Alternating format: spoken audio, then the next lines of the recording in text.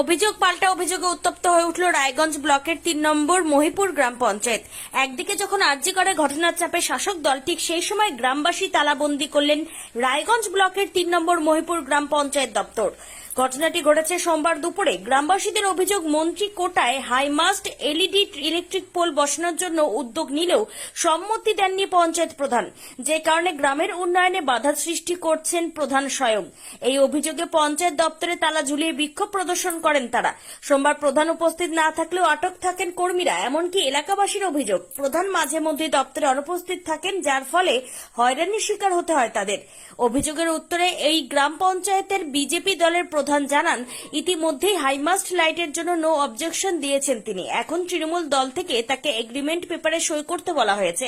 তার প্রশ্ন, যেখানে নো অবজেকশন দেওয়া হয়েছে সেখানে এগ্রিমেন্ট কিসের জন্য?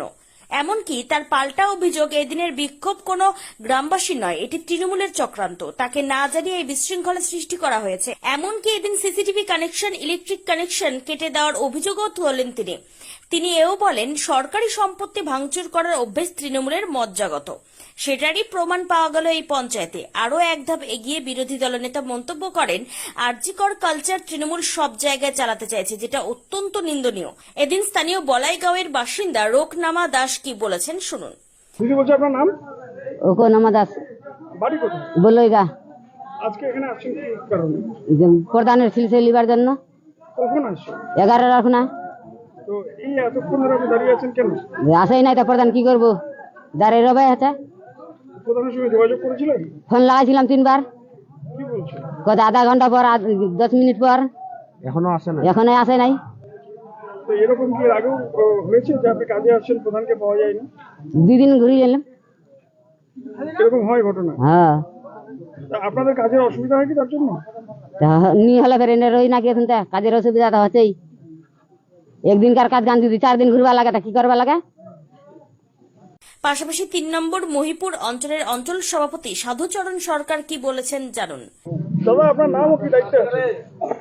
আমার নাম সাধুচরণ সরকার, 3 নম্বর মহিপুর অঞ্চল তৃণমূল কংগ্রেসের সভাপতি। আজকে আপনারা এই পঞ্চায়েত দপ্তরে এসেছেন কি কারণে? কারণটা হচ্ছে, আমাদের এই এলাকায় বিপু ফান্ড থেকে এমএলএ সাহেব 2টা ইলেকট্রিক হ্যামাস্ট লাইট দিয়েছে। সেই হ্যামাস্ট লাইটের করতে গেলে পঞ্চায়েতের একটা প্রধানের এনওসি লাগে। সেই এনওসির ক্ষেত্রে আমি যে এলাকায় লাইটগুলো হচ্ছে সেই এলাকার মেম্বারকে কয়েকদিন পাঠালাম। পাঠিয়ে প্রধান সাহেব কিন্তু নানা রকম অছিলা দিচ্ছে যে আমি সই করতে পারবো না, আমার অর্ডার নেই, বিভিন্ন কারণ দেখাচ্ছে। এই পর্যন্ত সে কিন্তু এনওসিতে সই করেনি।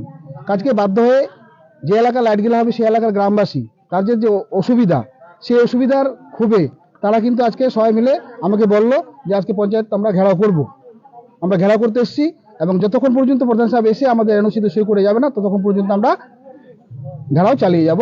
এবং পঞ্চায়েতে আমরা তালা লাগিয়ে দিয়েছি এবং যতক্ষণ পর্যন্ত প্রধান সাহেব এখানে আসবেন না, ততক্ষণ পর্যন্ত আমরা তাদেরকে ছাড়বো না।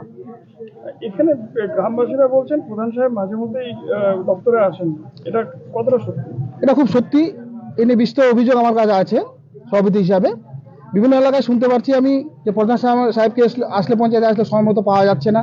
বিভিন্ন মানুষ বিভিন্ন কাজে আসে, হতদরিদ্র মানুষ একটা দিন লস করে তারা কিন্তু এখানে আসে, কিন্তু না পেয়ে তারা কিন্তু বিফল হয়ে ফিরে যায়। এতে তার দিনের যে একটা মজুরি, সেই ক্ষতিটা হচ্ছে তাদের। আর অনেক অভিযোগ আছে, যেমন একটা বিষয় বলি আমি, যে এনওসির ব্যাপারটা যেমন আছে, তেমনি একটা ওয়ারিশ সার্টিফিকেটের ব্যাপার আছে। গ্রামের মানুষের জন্য একটা ওয়ারিশ সার্টিফিকেট দরকার আছে। সেই ওয়ারিশ সার্টিফিকেটের ক্ষেত্রে প্রধান সাহেব একটা নতুন নিয়ম চালু করেছে, আমি জানি না উপরে এই আইনটা আছে কিনা। যে ওয়ারিশ সার্টিফিকেট নিতে গেলে আমি যেটুকু জানি যে প্রধানের কাছে ওয়ারিশের জন্য সার্টিফিকেটের জন্য একটা অ্যাপ্লাই করবে। অ্যাপ্লাই করার পর প্রধান তার স্টাফদের দিয়ে ইনকোয়ারি করাবে।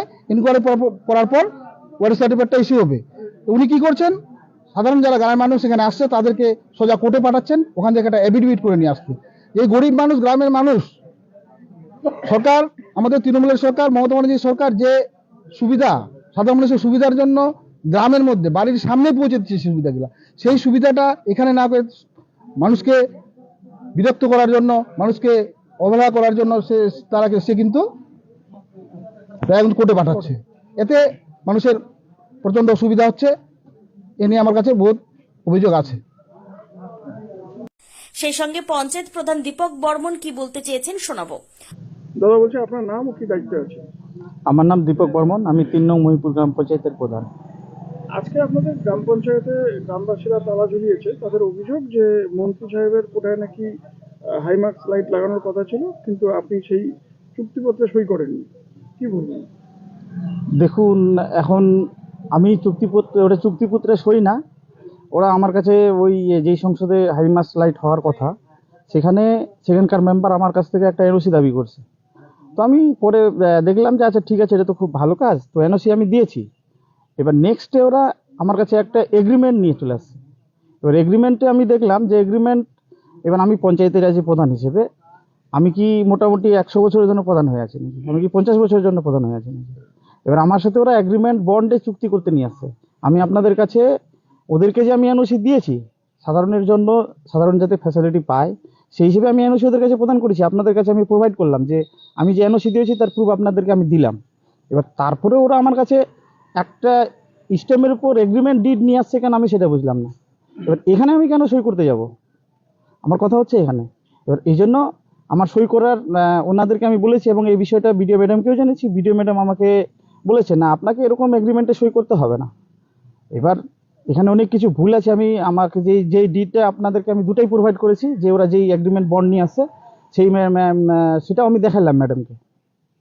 বলছি যে আর গ্রামবাসীদের আরেকটা অভিযোগ যে আপনি নাকি দপ্তরে ঠিক মতন যাওয়া আসা করেন না, নিয়মিত যান না। এটা মিথ্যা অভিযোগ। আমি প্রতিদিনই পঞ্চায়েতে আসি, সেটা এলাকার লোক ভালো করেই জানে। হয়তো ওনারা সম্ভবত কাউকে সাজিয়ে নিয়ে আসে এনে বলাচ্ছে, এটা তো আমরা জানি। আমি রায়গঞ্জের মধ্যে ওই আমাদের 14টা পঞ্চায়েত আছে, 14টা পঞ্চায়েতের মধ্যে আমাদের 3টা থেকে 4টা আমরা এককভাবে আছি, তো তার মধ্যে আছি। এখন আমাদেরকে বদনাম করার জন্য এসব ওরা বাহানা নাটকবাজি করতেছে। এর আগে এটা করছে, এখন মানে আমাদেরকে বদনামে ফেলার জন্য। এরা তো কোনো আর ইস্যু পাচ্ছে না, তাই আমাদেরকে আমার নামে বদনাম করার একটা পরিকল্পনা এদের। অন্যদিকে পঞ্চায়েত সমিতির বিরোধী দলনেতা মলয় সরকার কি বলেছেন শুনে নেওয়া যাক। দাদা, আপনার নাম ও দলের কি দায়িত্বে আছে? আমার নাম হচ্ছে মলয় সরকার, আমি পঞ্চায়েত সমিতির বিরোধী দল নেতা। বলছি যে আপনাদের 3 নম্বর মহিপুর গ্রাম পঞ্চায়েতের প্রধান, তার বিরুদ্ধে অভিযোগ যে তিনি উন্নয়নে বাধা করছেন। মন্ত্রী সাহেবের হাইমার্কস লাইটের জন্য উনি যে বরাদ্দ করেছেন সেটা উনি করতে দিচ্ছেন না, যে কারণ উনি বলছেন যে ইলেকট্রিক বিল উনি দিতে পারবেন না। কি বলবেন?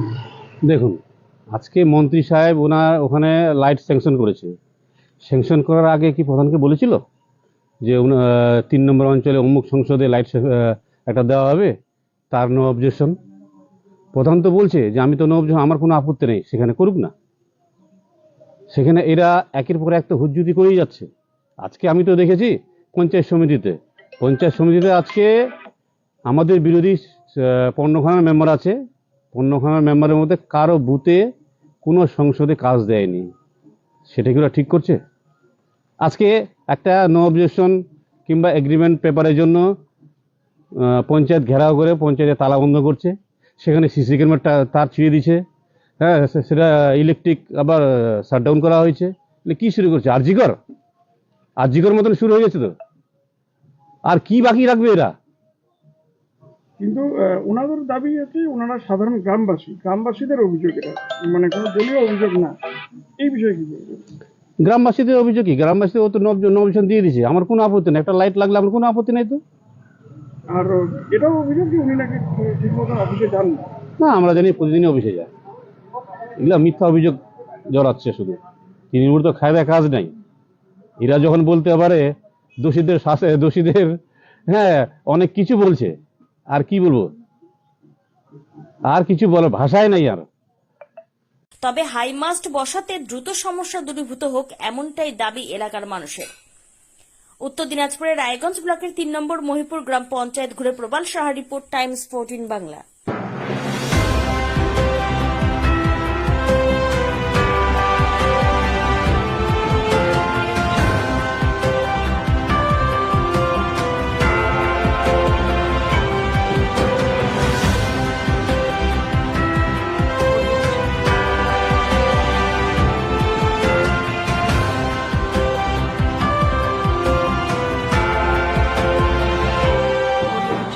আপনি কি কিডনির রোগে ভুগছেন?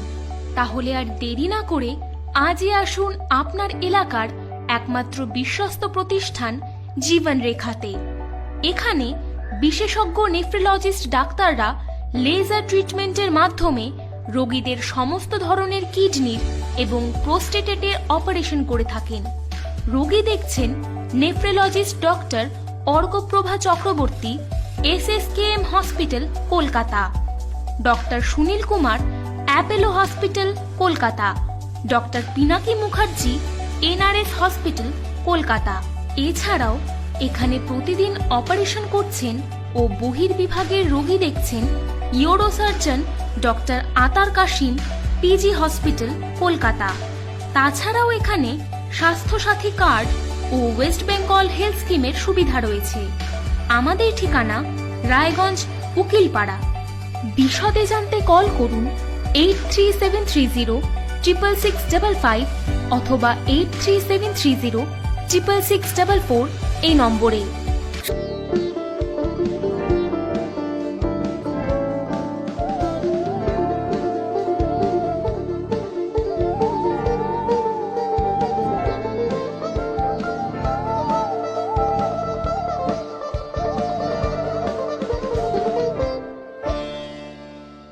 আপনি কি চাকরি পরীক্ষার্থী?